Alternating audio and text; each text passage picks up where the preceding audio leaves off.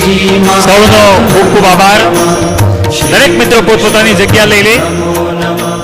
હું સ્ટેજ ઉપર પધારવા માટે હું આમંત્રણ આપું છું. આપ સૌ મહેમાનો, તમામ ડાયરેક્ટર શ્રી આદરણીય શ્રી પિન્ટુભાઈ, નરેશભાઈ લુણાગરિયા, હિંમત કાકા, તમામને વિનંતી કરી સ્ટેજ પર પોતાનું સ્થાન લઈ લે.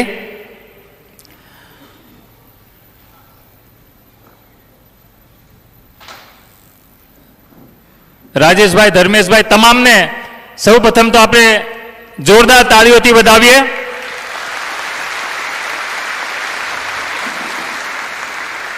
હરિકૃષ્ણ ગ્રુપ આયોજિત જીવન અને જીવન યાત્રા ખુશમય કેમ રાખવી આ વિષય ઉપર પરમ પૂજ્ય જ્ઞાનવત્સલ સ્વામી આપણા હરિકૃષ્ણ પરિવારના આંગણે પધારે છે. આપણું આંગણું પાવન કર્યું છે એ બદલ આપણે એમને ફરીથી જોરદાર તાળીઓથી વધાવીએ.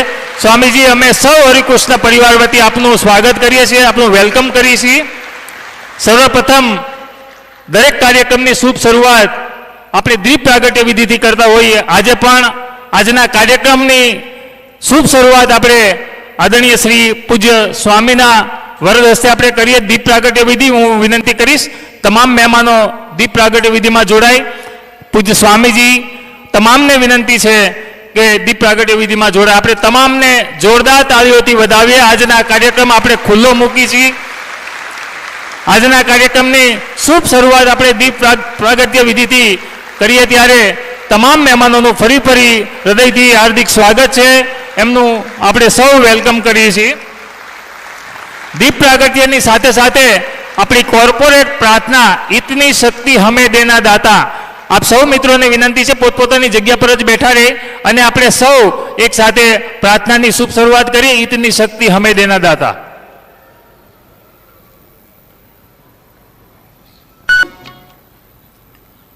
ખૂબ ખૂબ આભાર. સુંદર મજાની પ્રાર્થના બાદ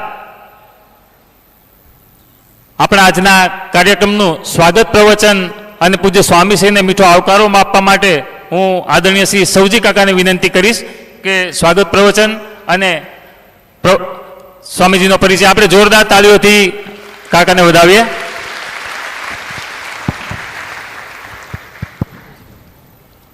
સ્વામીજીના આગમનને અને અહીંયા પ્રેઝન્ટને ખરેખર પગે લાગુ, પ્રણામ કરું. જેટલું કરીએ એટલું ઓછું છે. સામાન્ય તમને એમ વાત કરીએ તો ઇન્ટરનેશનલ એક સ્પીકર તરીકે આપણે બધા જ ઓળખીએ છીએ, ઇન્ટરનેશનલ મોટિવેટર તરીકે પણ જાણીએ છીએ. અને BAPSના આખા એક લીડર ટીમ છે કે હેડ ટીમ છે કે સંપ્રદાયના જે ઉચ્ચ કક્ષાના સંતો છે એમાંના પૂજ્ય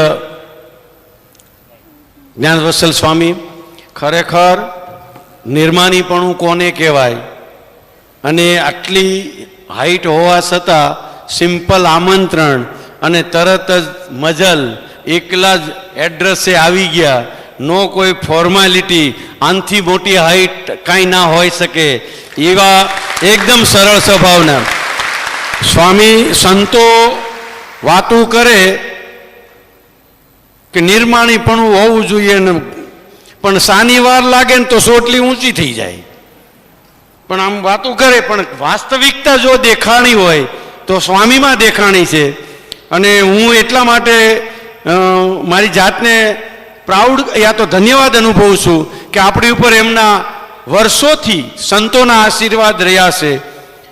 અમે નાના હતા ત્યારે સ્વામિનારાયણ સંપ્રદાયના બધા સાધુઓ, ગામડામાં મંદિર હોય પણ ટોયલેટ બાથરૂમ ન હોય, અમારી વાડીએ નાવા આવતા. કદાચ આ પ્રતાપ એના હોઈ શકે. અમારા વડવાઓ સંતોને નવારતા, ખવારતા, હાચવતા. ભગવાનની પૂજા જેટલી નથી કરી, સેવા એટલી સંતોની કરી છે. એટલે આ સંતોનું કદાચ ફળ હોઈ શકે. આ ડોમમાં આજે સ્વામી પધારી, સ્વામીની એકની જ આપણી ફેક્ટરીમાં ઉણપ હતી, આજે એ પણ ભગવાને પૂરી કરી. આજે જાજુ નહીં કહેતા, આપણે એમનામાંથી જેટલું લેવાય એટલું લેવું છે અને જેટલું ઉતારાય જીવનમાં એટલું ઉતારવું છે. જે આપણો જીવન આજનું સૂત્ર છે, જીવન અને જીવન યાત્રાને આપણે કેવી રીતે સુખમય બનાવી, ખુશમય બનાવી, હેપીમય બનાવી અને આપણા પરિવારની સાથે રહી બિઝનેસ કેવી રીતે કરીએ, કેવી રીતે બેયનું સમન્વય રાખવું, બહુ સરસ સ્વામીજીએ આપણને આ ટોપિક આપ્યો છે અને આ ટોપિક ઉપર આપણે જીવન આપણું બનાવીએ એવી આશા સાથે પ્રણામ કરી અને સ્વાગત કરું છું. સાથે અમારી આખી ટીમ, એમાંય બાકી હતું તો આપણા બેંકના, યુનિયન બેંકના 2 ઓફિસરો પણ આજે સ્પેશિયલ રોકાણા સ્વામીજીને સાંભળવા. જેટલા ગેસ્ટ આવ્યા હતા, ઉમેશભાઈ ને સિદ્ધાર્થભાઈ ને મારા શુભચિંતકો છે, એ પણ રોકાઈ ગયા. ખાસ મારે બહુ સારી બાબત તો એ થઈ કે મારા ઘરના ભાઈના ઘરના એ હોતે સ્વામીજીને સાંભળવા આવ્યા. એટલે અમને પણ આ બૈરાઓ પણ લેડીઝો મોટિવેશન આપે છે, સપોર્ટ આપે છે. આપ સૌ સપોર્ટ આપો છો અને આપ સૌ દિલથી જીવનમાં ઉતારો છો એટલે આ બધા કાર્યક્રમ કરવાની ઈચ્છા થાય છે અને આવું બધું આપણને મળે છે. આશા રાખીએ આજના કાર્યક્રમ ઐતિહાસિક અને ટોપ બની રહે. સ્વામીજીના કાર્યક્રમ તો પુષ્કળ થાય છે, ઇન્ટરનેશનલ થાય છે, પણ સ્વામીજીને પણ એક હૃદયનો સંદેશો પહોંચી જશે કે અમે તમારા શબ્દોને જીવનમાં ઉતારીને સાર્થક કરશું, ઉતારીને બતાવશું. ખાલી વાતો સાંભળવા માટે નથી કરતા, જીવનમાં ઉતારવા માટે અમે આ પ્રોગ્રામ કરીએ છીએ અને આપણો લક્ષ્ય પણ એ છે બધાનું જીવન સારું થાય, બધા જ સુખી થાય, બધા જ પરિવારો હેપી રહે એવી આપણે સ્વામીજી પાસેથી આશીર્વાદ લઈ અને આપણી વાતને, મારી વાતને પૂરી કરું છું. Thank you very much. બધાનું હૃદયથી સ્વાગત છે. ધન્યવાદ. ખૂબ ખૂબ આભાર. ખૂબ ખૂબ આભાર. સુંદર મજાનું સ્વાગત પ્રવચન બાદ આપણે આંગણે પધારેલ મહેમાનો અને આદરણીય પૂજ્ય સ્વામીનું હું સ્વાગત કરવા માટે હું વિનંતી કરીશ. પરમ આદરણીય શ્રી હિંમત કાકાને હાર પહેરાવીને સ્વામીજીનું સ્વાગત કરે. ત્યારબાદ આદરણીય સૌજી કાકાને વિનંતી કરીશ સ્મૃતિ ભેટ આપીને સ્વામીજીનું સન્માન કરે. આપણે જોરદાર તાળીઓથી વધાવીએ. આપણા આંગણે પધારેલ પૂજ્ય સ્વામીનું સન્માન થઈ રહ્યું છે ત્યારે આપણે સૌ હરિકૃષ્ણ પરિવાર હર્ષ અને આનંદની લાગણી અનુભવીએ છીએ. સાથે રાજેશભાઈ અને ધર્મેશભાઈ, પિન્ટુભાઈ સૌ જોડાય હું વિનંતી કરીશ સ્વાગતમાં જોડાવા માટે. ત્યારબાદ આપણી વચ્ચે ઉપસ્થિત પૂજ્ય નિત્યપ્રકાશ સ્વામીનું પણ સાલ ઓઢાડી હાર પહેરાવીને સન્માન કરવા માટે આપણા વડીલોને અને આદરણીય શ્રી સૌજી કાકાની વિનંતી આપણે ફરીથી જોરદાર તાળીઓથી વધાવીએ. આપણી વચ્ચે 2 મહેમાનો છે, સચિનભાઈ દવે અને નિલેશભાઈ નાગોરી, જેઓ મુંબઈથી ખાસ પધાર્યા છે યુનિયન બેંકમાંથી. એમને આપણે જોરદાર તાળીઓથી વધાવીએ. એમનું પણ આ તબક્કે હાર્દિક સ્વાગત છે, એમની નોંધ લઈએ છીએ.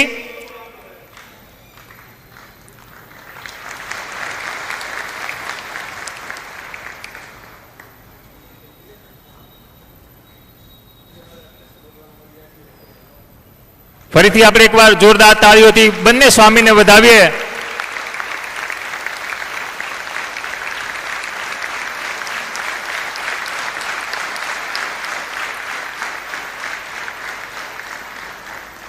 ખૂબ ખૂબ આભાર. હવે જેની આપણે આતુરતાથી રાહ જોઈ રહ્યા છે, જેમને આપણે સાંભળવા માટે અહીંયા ઉપસ્થિત થયા છે, એવા પૂજ્ય સ્વામીને જ વિનંતી કરીએ. અમે તમામ મહેમાનોને વિનંતી છે કે સ્ટેજની સામે પોતાનું સ્થાન લઈ લે. વોલેન્ટિયર ભાઈઓને વિનંતી બધી ખુરશી નીચે લઈ લે અને આપણે આપણા મહેમાનોને સ્ટેજની સામે બેઠક લેવા માટે હું વિનંતી કરીશ. બધી ખુરશીઓ સ્ટેજની સામે લેવા માટે હું વિનંતી કરીશ. આપણે પોડિયમ છે વચ્ચે લઈને દીપ પ્રાગટ્યનું ટેબલ પણ નીચે લઈ લે.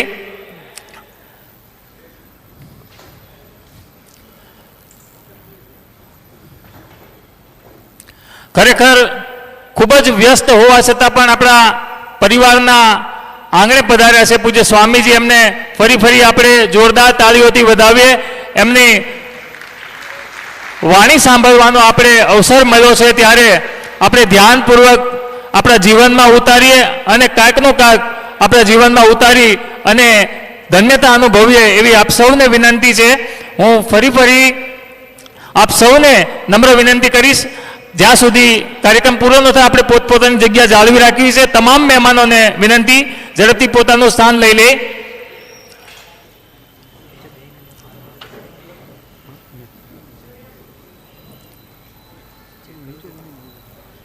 આપણા આમંત્રણને માન આપીને પધારેલ તમામ આમંત્રિત મહેમાનોને પણ આપણે જોરદાર તાળીઓથી વધાવી લઈએ. એ પણ પોતાનો કિંમતી સમય કાઢીને આપણી વચ્ચે ઉપસ્થિત થયા છે.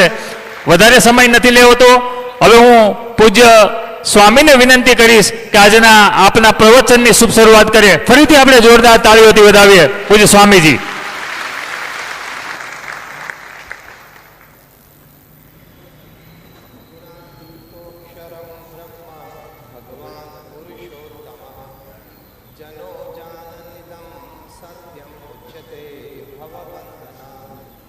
શ્રી સ્વામિનારાયણ ભગવાનની જય. અક્ષર પુરુષોત્તમ મહારાજની જય. રાધા કૃષ્ણ દેવની જય. સિયાવર રામચંદ્ર ભગવાનની જય. પ્રમુખ સ્વામી મહારાજની જય. મહંત સ્વામી મહારાજની જય. પ્રમુખ સ્વામી મહારાજ શતાબ્દી મહોત્સવની જય.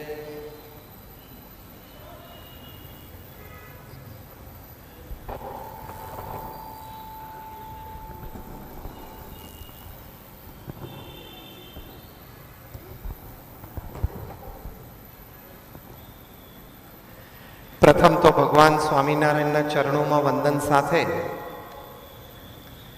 ગુરુહરિ પરમ પૂજ્ય પ્રમુખ સ્વામી મહારાજ અને પ્રગટ ગુરુહરિ પરમ પૂજ્ય મહંત સ્વામી મહારાજના ચરણોમાં વંદન સાથે શ્રી હરિકૃષ્ણ ગ્રુપ ના આગેવાન શ્રી સૌજીભાઈ, શ્રી હિંમતભાઈ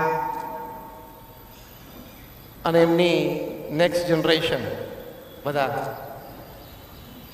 બ્રિજેશ છે, દ્રવ્ય છે, બધા અને આપ સર્વે ફેમિલી મેમ્બર્સ ઓફ HK આપ બધાને ખાસ નમસ્કાર, જય સ્વામિનારાયણ, જય શ્રી કૃષ્ણ અને ગુડ ઇવનિંગ.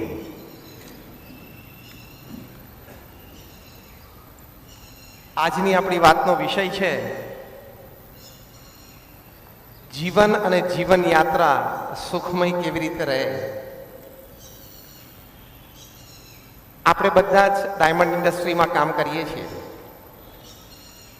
તમને કદાચ ખ્યાલ હશે કે ડાયમંડ છે એ બેઝિકલી તો કાર્બન છે અને કોલસો છે ને એ પણ કાર્બન છે. આંતરિક રીતે કોલસામાં અને હીરામાં કોઈ ફેર નથી. કોલસો પણ 100% કાર્બન છે, હીરો પણ 100% કાર્બન છે. પણ કોલસો કોલસો છે, હીરો હીરો છે. એક આટલા નાના હીરામાં એક ટ્રક ભરીને કોલસો આવી જાય છે. બંને સગા ભાઈઓ. હા, coal and diamond are real brothers. એ સગા ભાઈઓ છે. પણ એક ભાઈની કિંમત એટલી છે કે એની કિંમતમાં બીજો ભાઈ છે તો ટ્રક ભરીને આવી જાય. એનું કારણ શું છે? તમારામાંથી હાઈસ્કૂલમાં જે ફિઝિક્સ અને કેમિસ્ટ્રી ભણ્યા છે એને ખ્યાલ આવશે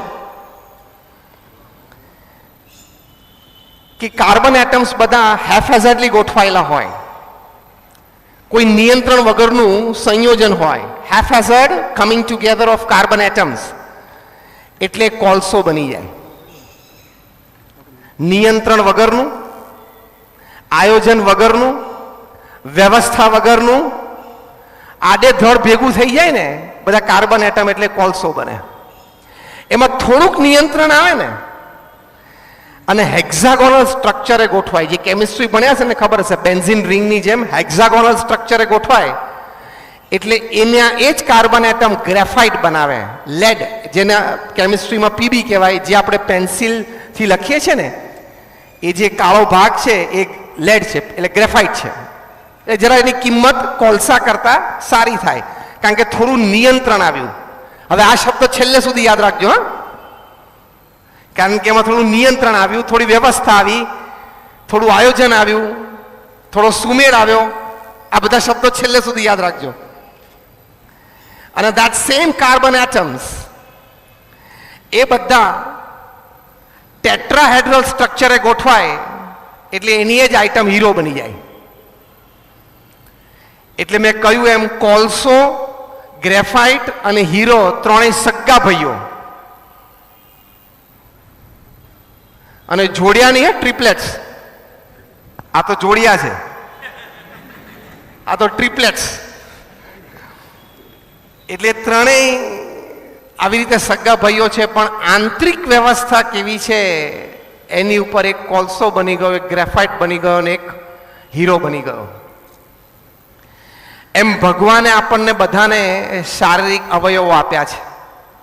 બુદ્ધિ, હાથ, પગ, આંખ, નાક, કાન. એનાથી આગળ વિચાર, કલ્પના, આયોજન, એ બધાની પણ નાની મોટી શક્તિ દરેકને આપી છે.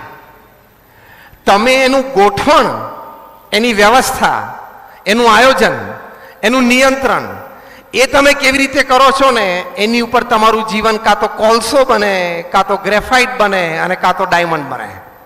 Choice is yours. Make a good choice so you stand a good chance for a great change in your life.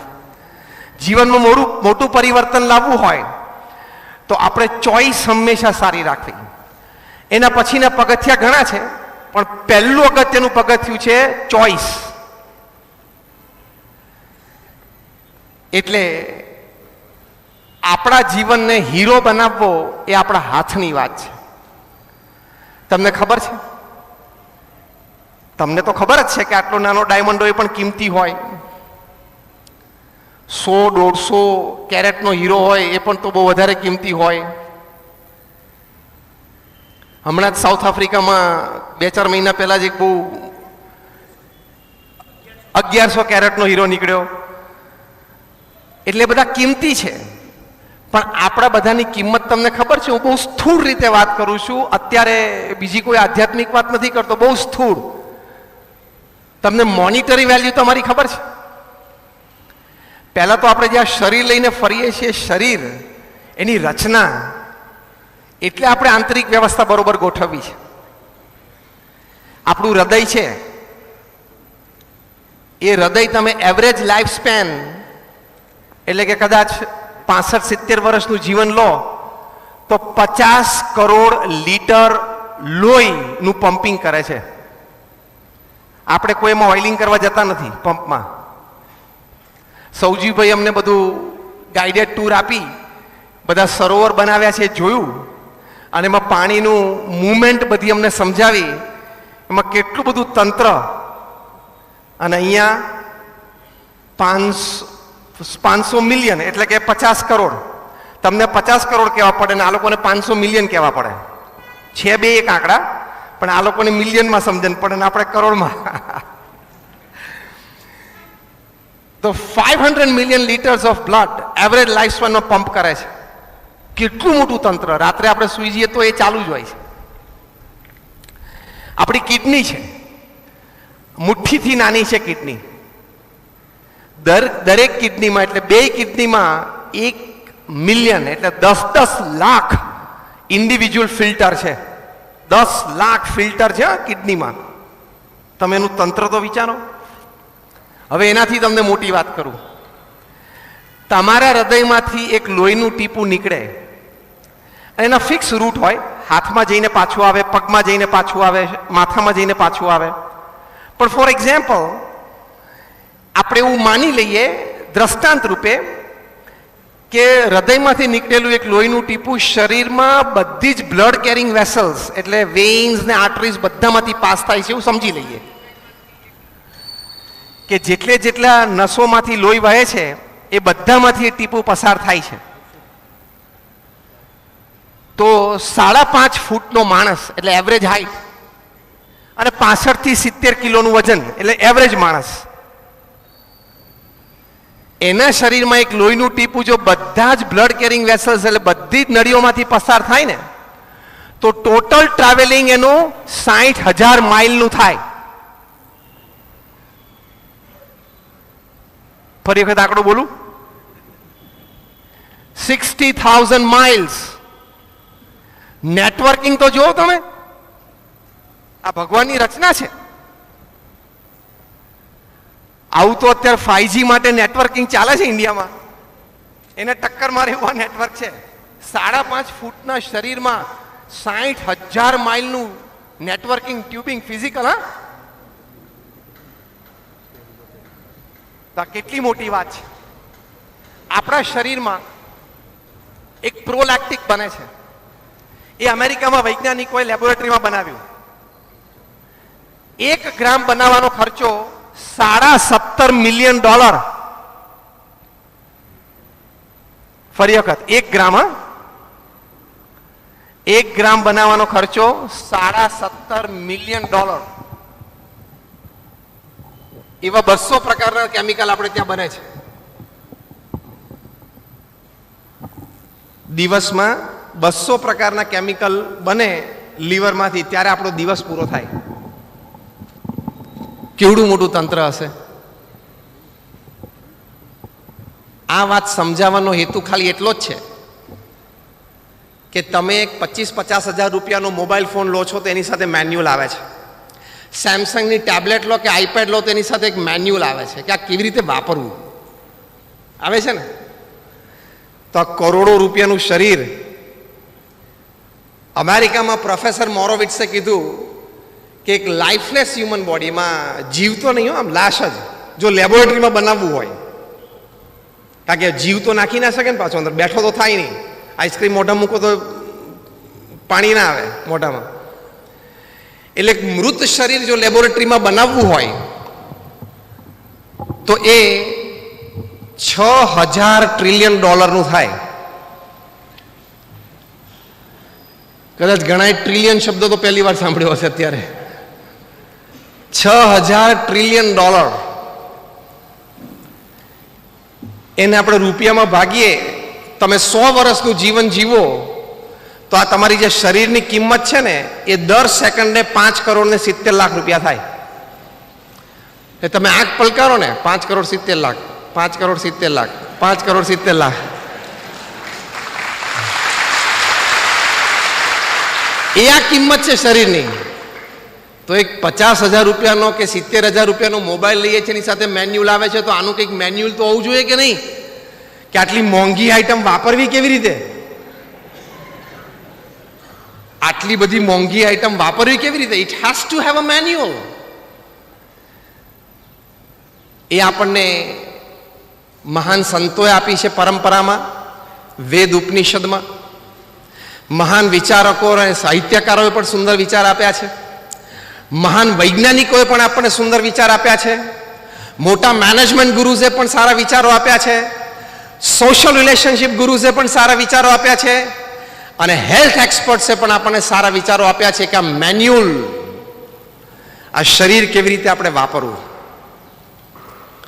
એ આવડી જાય ને એટલે આજનો વિષય આપણે સિદ્ધ થઈ જાય કે જીવન અને જીવન યાત્રા સુખમય કેવી રીતે થાય. સમજો, આ 70-80 વર્ષનો ખેલ છે. હા, એમાં 5-10 પ્લસ માઇનસ ભગવાનની ઈચ્છાથી, અને એમાં કોરોના જેવું કંઈક આવ્યું, ઝપાટામાં આવી ગયા તો આવી ગયા, કાંઈ નક્કી નહીં. કારણ કે આપણે ફર્સ્ટ વેવ આવી ગયો, સેકન્ડ વેવ આવી ગયો, હવે પ્રોબેબલી થર્ડ વેવની એક શક્યતા છે. પણ આપણે ગભરાવાનું ઓછું રહેશે, કારણ કે થર્ડ વેવમાં એટલી બધી હોસ્પિટલાઇઝેશન ઉપર લોડ નથી, હોસ્પિટલ ઇન્ફ્રા ઉપર લોડ નથી. ઇંગ્લેન્ડ અને યુરોપમાં પણ નથી આવ્યો, એટલે આપણે નહીં આવે. પણ અત્યારે અમેરિકામાં ભરપૂર થર્ડ વેવ ચાલે છે, ભરપૂર. એ લેવામાં ક્યાંક ઝપાટામાં આવી ગયા તો વહેલું પતી જાય. આમાં કંઈ 70 વર્ષ 80 વર્ષની રાહ ના જોવે. તો આપણે 70-80 વર્ષનું જીવન એવું જીવવું છે કે આપણને તો 80 વર્ષે છાતી ઉપર હાથ મૂકીને સંતોષ થાય કે yes, I lived my life, હું પણ મારું જીવન જીવ્યો. એમ ભગવાને મને 80-82 વર્ષ આપ્યા તો આપણને સંતોષ તો થવો જોઈએ ને. બીજાને તો આપણા વિશે જે વિચાર હોય તે, બીજાને તો આપણા વિશે જે અભિગમ હોય તે, પણ આપણને તો સેલ્ફ સેટિસ્ફેક્શન આવવું જોઈએ ને, સ્વસંતોષ આપણને તો આવવો જોઈએ ને. એ આ જીવન જીવવાની કળા આવી જાય તો આવડી જાય. તો એમાં પહેલી અગત્યની વાત છે જીવનમાં એક શુભ સંકલ્પ સાથે ચાલવું. એ શુભ સંકલ્પ નોકરી ધંધા વેપાર સંબંધી પણ એક રાખો, સામાજિક સેવા સંબંધી પણ એક રાખો, પરિવારજનો માટે પણ એક રાખો, પોતાના સ્વાસ્થ્ય અને પોતાના વ્યક્તિગત વિકાસ માટે પણ એક શુભ સંકલ્પ રાખો, અને છેલ્લે ભગવાન પ્રત્યેની શ્રદ્ધા ભક્તિ માટે પણ એક શુભ સંકલ્પ રાખો. એટલે ધ ફર્સ્ટ ઇમ્પોર્ટન્ટ થિંગ, જીવન અને જીવન યાત્રા સુખમય બનાવવા માટે જીવનમાં શુભ સંકલ્પ કરવો.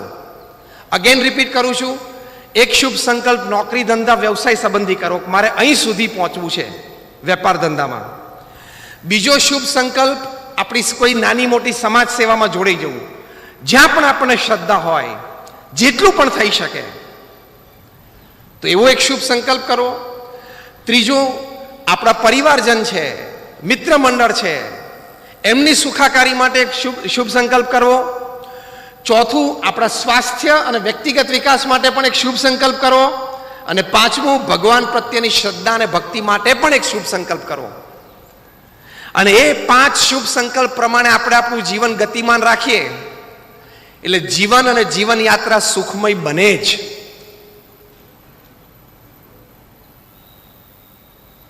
એ સંકલ્પને હંમેશા નજર સમક્ષ રાખવાનો.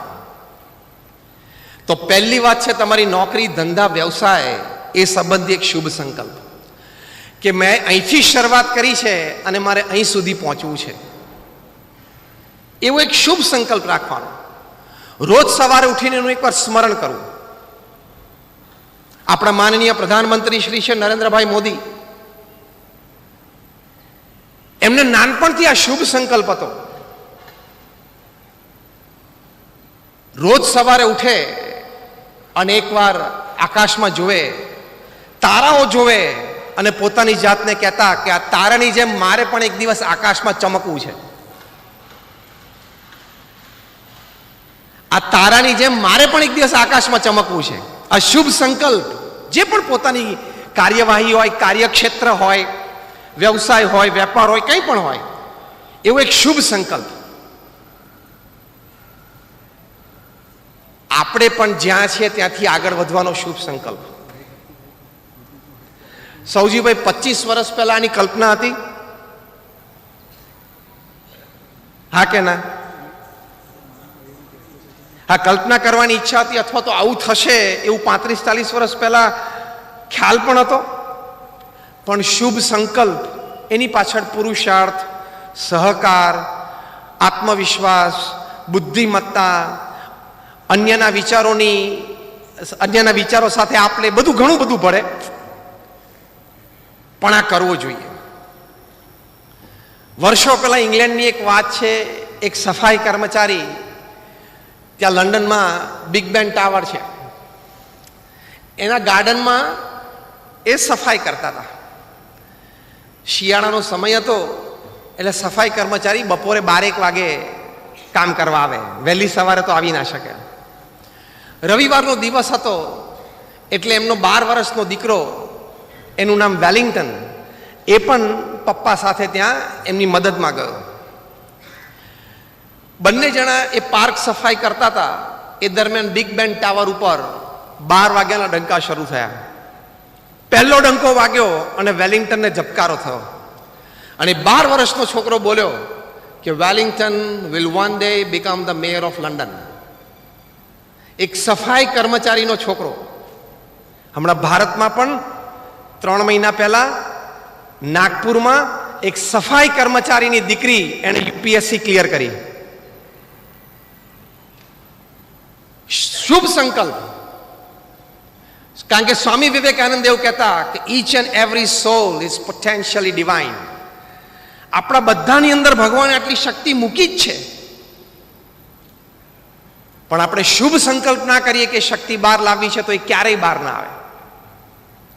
બીજો ડંકો પડ્યો, Wellington will become the mayor of London. ત્રીજો ડંકો પડ્યો, Wellington will become the mayor of London. 12 ડંકા સુધી 12 વખત એ વાક્ય બોલ્યો.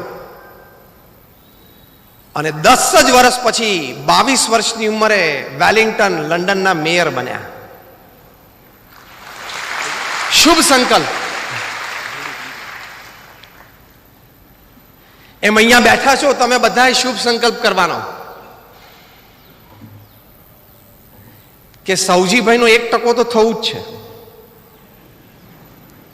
બરોબર વાત કરું છું ને? કેમ ન થઈ શકાય? એમ આઈ રાઈટ ઓર રોંગ? શુભ સંકલ્પ કરવો તો આપણામાં લેટન્ટ એનર્જીસ ઘણી બધી છે. ખૂબ શક્તિ ભગવાને આપણા અંતરમાં દરેકને મૂકી છે. એ માનવ જાત પ્રત્યે ભગવાનની અત્યંત કૃપા છે. ઘણા વર્ષો પહેલા, આ તો સાહજિક વચ્ચે એક વાત યાદ આવી ગઈ. અમે ગીરમાં સિંહ જોવા ગયેલા. પછી સાંજનો સમય થયો એટલે પાછા આવતા હતા. ત્યાં એક નેસડો હતો, ત્યાં આમ કોઈ પરિવાર રહેતા હશે એટલે ત્યાં અમે થોડી વાર ઊભા રહ્યા અને એ ભાઈ બહાર આવ્યા, અમને મળ્યા. અમે એમનો પરિચય કેળવ્યો, એણે અમારો પરિચય કેળવ્યો.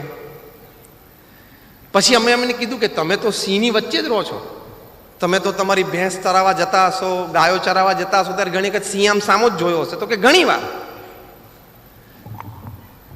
એટલે પછી અમે એમને પૂછ્યું કે તમને આમ ગભરામણ કે મૂંઝવણ થાય, બીક લાગે? તો કે ના ના, અમારે રોજિંદુ જેવું થઈ ગયું. પછી વળી મને વિચાર આવે એટલે મેં એમને પૂછ્યું કે તમારા જીવનનો એક લાયન એન્કાઉન્ટર પ્રસંગ, સિંહ સાથે તમે સામ સામે આવી ગયા હોય એવો એક પ્રસંગ હોય તો કહો. એટલે એમને એક પ્રસંગ કર્યો કે એકવાર હું આમ નેસડાની બહાર નીકળ્યો ને સિંહ ને સિંહણ બેઠા હતા. આ લોકો એની આંખો જોઈને ખબર પડી જાય કે આ ભૂખ્યો થયો છે, તરાપ મારશે અથવા તો પેટ ભરેલું છે, શાંતિથી બેસશે. એની આંખોમાંથી અને એની બોડી લેંગ્વેજ ઉપરથી ખબર પડી જાય. એટલે કે મને ખબર પડી ગઈ કે અત્યારે આ ભૂખ્યા છે અને આ ગમે તેની ઉપર તરાપ મારશે. એટલે કે હું ગોળ વળીને ભાગ્યો એટલે બંને મારી પાછળ પડ્યા. હજી તો ઘરથી થોડો જ બહાર નીકળેલો આમ, અને મારે દરવાજા સુધી પહોંચાયું હતું જ નહીં. ત્યાં સુધી તો એ મને પકડી લે. મેં કહ્યું તો પછી? તો કે આ સ્વામી તમને દિવાલ દેખાય છે ને? મેં કહું હા. એ હું કૂદીને અંદર ગયો. હું આ દિવાલ તમે કૂદી ગયા? તો કે હા. લગભગ 9 ફૂટની એ દિવાલ હતી. મને કે આમ કૂદી ઊંચો કરી અને 2 હાથ દિવાલ પર મૂક્યા અને પછી તાકાતથી આખું શરીર ફેર્યું તો કે ભગવાનની દયાથી કૂદી ગયો. અને પછી ભગવાનની દયા પેલા 2 પાછા કૂદ્યા નહીં.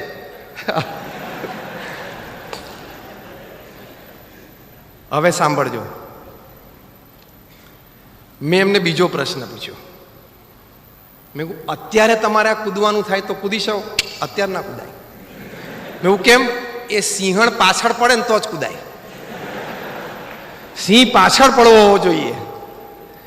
એનો મતલબ શું થયો કે આપણે દરેકમાં ઘણી બધી લેટન્ટ એનર્જીસ છે. એવી સિચ્યુએશન ઊભી થાય એટલે કે એવી પરિસ્થિતિનું નિર્માણ થાય, એવા સંજોગો ઘડાય ત્યારે શક્તિઓ બહાર આવે છે. પણ એ શક્તિઓને બહાર લાવવા માટે પહેલું અગત્યનું તાળું ખોલે છે આપણો શુભ સંકલ્પ. એ શુભ સંકલ્પથી આપણે આ કરી શકીએ છીએ. 1968ની સાલમાં પ્રમુખ સ્વામી મહારાજના ગુરુ યોગીજી મહારાજે સંકલ્પ કરેલો કે દિલ્હીમાં યમુના નદીના કિનારે ભગવાન સ્વામિનારાયણ અને ભારતીય સંસ્કૃતિનું ભવ્ય ધામ બનાવવું છે.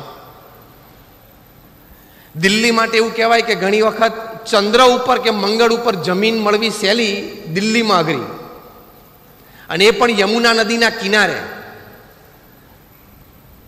પ્રમુખ સ્વામી મહારાજે પોતાના ગુરુનો એ શુભ સંકલ્પ પોતાનો બનાવ્યો અને 32 વર્ષ સુધી રાહ જોઈ. 32 વર્ષ સુધી પ્રયત્નપૂર્વક પ્રમુખ સ્વામી મહારાજે એ જમીનો દિલ્હીમાં ઘણી બધી જોઈ, ઘણી બધી માહિતીઓ મેળવી. અમુક જગ્યાએ જમીન મળતી હતી પણ ખરી. પ્રમુખ સ્વામી મહારાજે કહ્યું ના, યોગીજી મહારાજનો શુભ સંકલ્પ છે કે યમુનાના કિનારે, અને યમુનાના કિનારે જમીન મેળવી 2000ની સાલમાં, એટલે કેટલા 32 વર્ષે જમીન મળી.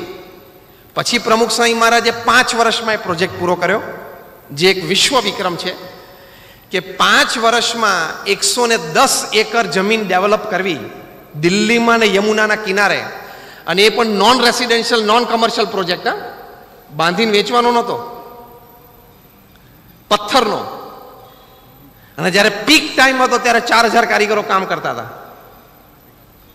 અને એક આંતરરાષ્ટ્રીય કક્ષાનું નજરાણું ભારતીય સંસ્કૃતિનું આદર્શ દર્શન 2005માં ઉદ્ઘાટિત થયું. આજ સુધીની અમારી પર ડે એવરેજ વિઝિટરની 17,000ની આવી.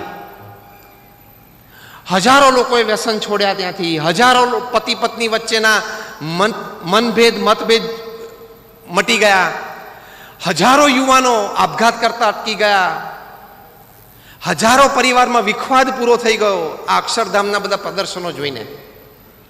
એ પ્રમુખ સ્વામી મહારાજે લાખો પરિવારની મોટી સેવા કરી. તો જો એક શુભ સંકલ્પ, એમ અત્યારે તમે બધા એક શુભ સંકલ્પ કરો. આ મારી વાત ચાલુ છે ને ત્યાં તમારે શુભ સંકલ્પ અંતર મનમાં કરવાનો છે.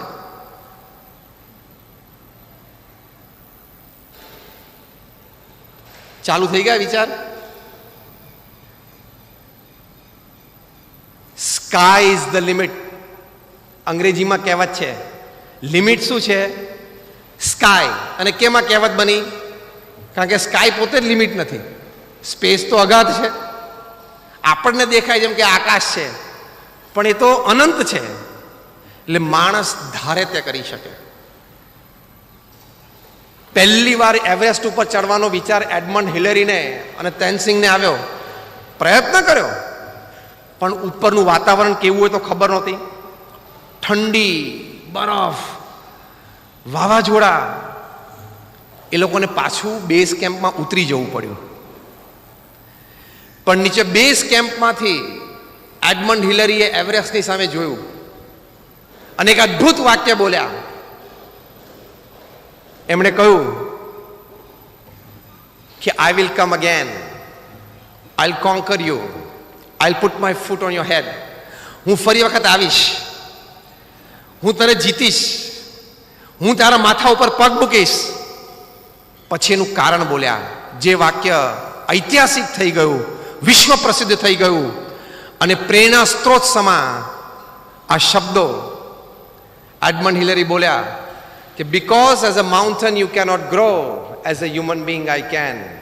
એક પર્વત તરીકે તારો વિકાસ નથી, મનુષ્ય તરીકે મારો વિકાસ અમર્યાદ છે. એટલે આજે હું હાર્યો, આજે હું તારાથી હાર્યો છું, પણ હું આવીશ, તને જીતીશ, તારા માથા ઉપર પગ મૂકીશ. કારણ કે પર્વત તરીકે તારો વિકાસ નથી અને મનુષ્ય તરીકે મારો વિકાસ તો અમર્યાદ છે. હું ધારું એટલો મારો વિકાસ કરી શકું. અને બે જણા પાછા આવ્યા અને એવરેસ્ટને સર કર્યો. પછી તો ઘણા બધાએ કર્યો. જર્મનીમાં મેસ્નરને એમ થયું કે હું એકલો ચડું, કોઈ ટીમ નહીં. તેને પ્રેક્ટિસ કરી તો ખીલો છે એ ભીતમાં આમ ખોસી દે. ઘરે પ્રેક્ટિસ કરી અને એક આંગળીથી આખું શરીર કેટલી મિનિટ સુધી લટકાવી શકે? 3 કલાક સુધી. ત્યાં સુધીની પ્રેક્ટિસ કરી એને કે હું એકલો હિમાલય ચડવા જઉં છું, ક્યાંક હું લપસું ને પડું અને મારી એક આંગળી ક્યાંક બરફમાં જતી રહેવી જગ્યા જો મળી જાય ને તો હું 3 કલાક ટકી જાઉં. ખીલા ઉપર એક આંગળીથી પોતાનું શરીર જે કંઈ 55, 60, 65 કિલોનું હોય 3 કલાક ટકાવવું એટલે. અને આપણે અડધો કલાક થાય ને, અડધો કલાકથી ઊભો છું, હવે ખુરશી કંઈક હોય સારું. કેટલી અમર્યાદ વિકાસની શક્યતાઓ છે મનુષ્યની. અને ચડ્યા. પછી તો એક અંધ વ્યક્તિ પણ ચડ્યા એવરેસ્ટ, અને એ પણ એકલા. માણસ ધારે તે કરે. એટલે પહેલી વાત આપણી આ છે, જીવન સુખમય બનાવવા માટે શુભ સંકલ્પ કરવો. પાણીમાંય પૈસા છે, હવામાંય પૈસા છે, અને ખબર છે ને ગાર્બેજમાંય પૈસા છે. Solid waste management, solid waste મેનેજમેન્ટમાં સ્ટાર્ટઅપ્સ બધાને ખબર હશે. સોલિડ વેસ્ટ મેનેજમેન્ટમાં પણ પૈસા છે. ટૂંકમાં હવામાં જેટલા ઓક્સિજનના પાર્ટિકલ્સ છે, દરિયામાં જેટલા પાણીના ડ્રોપલેટ્સ છે, એટલા અબજો રૂપિયા તમારી આજુબાજુ ફરે છે. શુભ સંકલ્પ કરવો. બીજો શુભ સંકલ્પ છે, એટલે કે આ જ શુભ સંકલ્પને આગળ વધારવા માટે તારું છે ને બુદ્ધિ ચાલુ રાખવાની, મગજ ચાલુ રાખવાનું. આપણે છે ને મગજ આપણું પ્રોગ્રામ થઈ જાય કે મને આ નોકરી મળી ગઈ, આ મારું ટેબલ છે, મારે આ ટેબલ ઉપર આ કામ કરવાનું છે, એટલે પછી એટલામાં જ ફોકસ રહે. પેલા ઘોડાને બે ડાબલા બાંધી દે ને એટલે આજુબાજુ દેખાય નહીં, દોડ્યા કરે સીધું. એટલે આપણે એવું થઈ જાય છે. એને કહેવાય છે વર્ક પ્લેસ કોમ્પ્લેક્સ. એટલે એટલું મને આટલું બરોબર છે, અને એ કોમ્પ્લેક્સથી ધીમે ધીમે એને સંતોષ આવવા માંડે, ઘણું સારું, આમાં મારો પરિવાર ચાલે છે. હમણાં મેં સુરતમાં 2 BHK નો એક ફ્લેટ લીધો, અને ભગવાને દયા કરીને સારું કામ કર્યું, સૌજીભાઈ એમને મેં આપી દીધો. એમાં સંતોષ માની લઈએ, પણ બુદ્ધિ ચાલુ રાખવાની. કંઈક જુઓ તો વિચાર થવો જોઈએ કે આ કેવી રીતે થયું, કંઈક સાંભળો તો વિચાર થવો જોઈએ કે આ વાત કેવી રીતે બની. સ્ટીવનસન છે એ એક જગ્યાએ ચાની કીટલી ઉપર બેઠા બેઠા ચા પીતા હતા. એમાં પેલી ચાની કીટલીનું ઢાંકણું ઊંચું થયું. તેને વિચાર આવ્યો કે ઊંચું કેમ થયું. આપણે હોય તો કે થાય, ચા લાવ ને, એનાથી લાંબુ ચાલે નહીં. સ્ટીવનસનને વિચાર આવ્યો કે આ ઢાંકણું ઊંચું કેમ થયું. પછી ખબર પડી કે ઢાંકણું ઊંચું થાય ને એમાંથી તો વરાળ નીકળી. તો કે વરાળ એક મેટલને ખસેડી શકે? આ વિચાર, વરાળ છે can steam push a metal, એનો વિચાર આવ્યો, અને એમાંથી આ રેલવે એન્જિનની શરૂઆત થઈ. રેલવે એન્જિન દોડવા માંડ્યા. આટલા મોટા વૈજ્ઞાનિક ન્યૂટન બેઠા હતા બગીચામાં, સફરજન પડ્યું તો વિચાર આવ્યો કે આ નીચે કેમ પડ્યું, છૂટું પડીને ઉપર કેમ ના ગયું. આપણે બેઠા હોત તો લઈને ખાવા માંડે, અને કોક આપણને કહે ને કે આવો મને વિચાર આવે છે, ડોબો છું, નીચે જ પડે ને ક્યાં જાય. કારણ કે આપણે નીચે રહીએ છીએ, માણસ કઈ થોડો હવા મરે છે, તો એ માણસ માટે જ આ બધું બનેલું છે, એટલે માણસ રહેતો ત્યાં જ પડે, પાછો લોજિક આપે. ન્યૂટનને એમ થયું કે નીચે કેમ પડ્યું, ઉપર કેમ ના ગયું, અને એમાંથી ગુરુત્વાકર્ષણની શોધ થઈ. અને એના લીધે આખી આ અત્યારે જે સ્પેસમાં દોડ ચાલી છે, અને સ્પેસમાં બધે રોકેટ્સ, સેટેલાઇટ્સ બધું લોન્ચ થાય છે, એ આ જો ગ્રેવિટીના કાયદાની ખબર ના હોત ને આપણને ગુરુત્વાકર્ષણની, તો એ શક્ય નહોતું. પણ આ એપલમાંથી શરૂઆત થઈ. એટલે જો વિચારશીલ રહેવું, આ સ્ટાર્ટઅપ માત્ર વિચારના જ છે ને. બેંગ્લોર છે is the startup capital of the world, ખાલી ઇન્ડિયા ને એશિયાનું નહીં.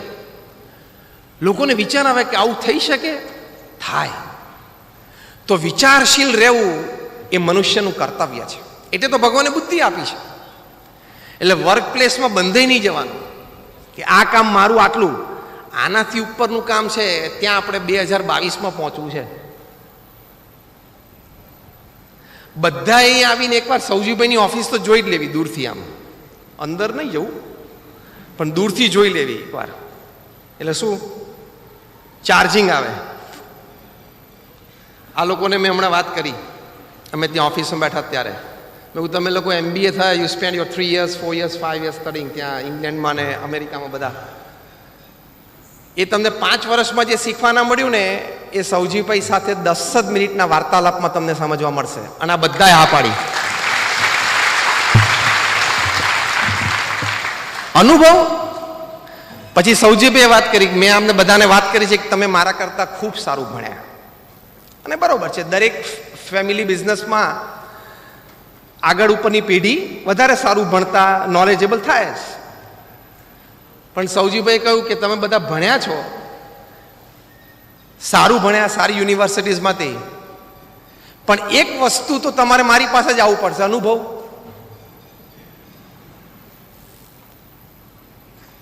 એની માટે માણસે હંમેશા વિચારશીલ રહેવું. થોટ પ્રોસેસ કોઈ દિવસ બંધ ના કરો. માણસે ધાર્યું કે રોજ રાત્રે ચમકે છે શું આકાશમાં, તો કે આને ચંદ્ર કહેવાય, ત્યાં જવાય? જવાય ને, પહોંચી ગયો. માણસે ધાર્યું કે આ દરિયો કેટલો ઊંડો હશે, છે શું નીચે, જવા તો દે એકવાર, પહોંચી ગયો. માણસે ધાર્યું કે લોખંડની ખીલ્લી ડૂબે છે અંદર પાણીમાં, પણ મારે હજારો ટન લોખંડ લઈને દરિયામાં જવું છે. જહાજો બનાયા, 70-80 હજાર લાખ ટનના જહાજો જાય છે. એટલે વિચારશીલ હંમેશા રહેવું, સાથે સાથે કાર્યમાં હંમેશા નીતિમત્તા અને પ્રામાણિકતા ચૂકવાની, તો જ આ તમારો શુભ સંકલ્પ પૂરો થશે. નીતિમત્તા અને પ્રામાણિકતા ચૂકી ગયા તો તમારી પાસે ગમે તેટલી આવડત હશે, ગમે તેટલી હોશિયારી હશે, ગમે તેટલી બુદ્ધિમત્તા હશે, પ્રશ્ન આવશે આવશે ને આવશે જ. ક્યારે તમારી યસ બેંક નો બેંક બની જાય?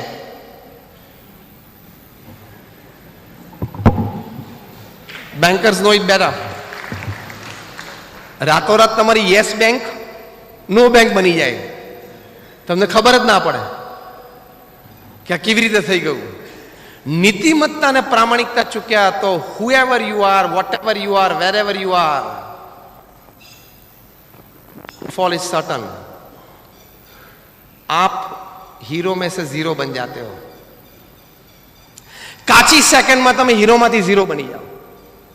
એટલે નીતિમત્તા અને પ્રામાણિકતા કોઈ દિવસ ચૂકવા નહીં. પ્રમુખ સ્વામી મહારાજને એક વખત પૂછેલું કે કયો વિચાર તમારા મનમાં હંમેશા રહે છે? એમને કહ્યું કે જે વિચાર મને ક્યારેય નથી આવ્યો. અને પ્રમુખ સ્વામી મહારાજે પૃથ્વી ઉપર જે કાર્ય કર્યું, પ્રમુખ સ્વામી મહારાજે કહ્યું કે કોઈનું પણ અહિત થાય ને એવો વિચાર મને ક્યારેય નથી આવ્યો. બધાનું શુભ થાવ, હિત થાવ. અને કાર્ય કર્યું પ્રમુખ સ્વામી મહારાજે, તમે એનું એનાલિસિસ કરો ને, એક કોર્પોરેટની દ્રષ્ટિએ પણ એનાલિસિસ કરો ને. 1971 થી પ્રમુખ સ્વામી મહારાજ ગુરુપદે આવ્યા. 2016ની સાલ, 45 વર્ષ, 2016ની સાલમાં એ 95 વર્ષે ધામમાં પધાર્યા. 45 વર્ષમાં 1300 સંસ્થાઓ એમણે ઊભી કરી. Hospital, hostel, school, college, community centre, Sanskardham, મંદિર, અક્ષરધામ, આ બધું થઈને 1300 સંસ્થાઓ. એકવાર ઓલ ઇન્ડિયા એક ડેવલપર્સની મીટ હતી હૈદરાબાદમાં. એક ઓલ ઇન્ડિયા ડેવલપર્સ મીટ હતી અને અમે ત્યાં ગયેલા. આખા ભારતના મોટા મોટા બિલ્ડર્સ બધા બેઠા હતા. મેં એમને પહેલો પ્રશ્ન પૂછ્યો કે તમારામાંથી કોઈ એવા બેઠા છે કે જેણે 1300 જમીન ઉપર ખાલી આમ પગ મૂક્યો હોય કે કદાચ આપણે આનું કંઈક વિચારીએ? એકે હાથ ઊંચો ના કર્યો. એટલે બીજો પ્રશ્ન પૂછ્યો કે 1300 જમીન તમે આમ જોઈ હોય એક વિચારથી, કદાચ આનું કંઈક વિચારીએ આપણે એમ, તોય કોઈ હાથ ઊંચો ના કર્યો. ત્યારે મેં કહ્યું કે પ્રમુખ સ્વામી મહારાજે 45 વર્ષમાં 1300 જમીન એ લીગલી ક્લિયર કરી. ત્યાં શું પ્રોજેક્ટ કરવો છે, હોસ્પિટલ, હોસ્ટેલ, સ્કૂલ, કોલેજ, એ બધું નક્કી થયું. આર્કિટેક્ટ્સ એના પ્લાન બનાવ્યા, જમીન લીગલી ક્લિયર થઈ, ટેન્ડર્સ ડિશ આઉટ થયા, કારણ કે we are basically a charity organisation, NGO. Tenders dish out થયા, ટેન્ડર પાસ થયું, ખાતમુહૂર્ત થયું, બાંધકામ શરૂ થયું. 3, 4, 5 માળનું જે કંઈ બિલ્ડિંગ બન્યું, 2-5 વ્યક્તિઓ જે ઓનરરી સેવા કરવાના છે એ વ્યક્તિઓ મળી ગયા. બીજા 15, 25, 50, 100 જે કંઈ એ સંસ્થા માટે પેઇડ વ્યક્તિઓ જોઈએ એ ગોઠવાઈ ગયું. ઉદ્ઘાટન સમારોહ થઈ ગયો અને એ સંસ્થાને પ્રમુખ સ્વામીએ સમાજ સેવા માટે મૂકી દીધી. 45 વર્ષમાં 1300, એટલે દર 15મા દિવસે પ્રમુખ સ્વામી મહારાજે આ પ્રોજેક્ટ કર્યો.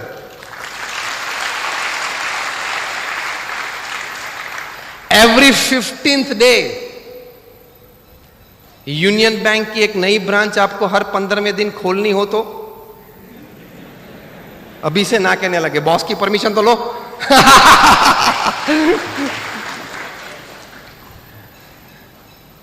દર 15મા દિવસે આવો એક પ્રોજેક્ટ કરવો એટલે 45 વર્ષ સુધી. અને આ કંઈ કોમર્શિયલ એક્ટિવિટી નથી, ચેરિટી એક્ટિવિટી છે. લોકોના દાન ઉપર જીવવાનું છે. તંત્ર ગોઠવાયેલું નથી કે વર્ષે આપણે આટલું ટર્નઓવર ને આટલો લાભ.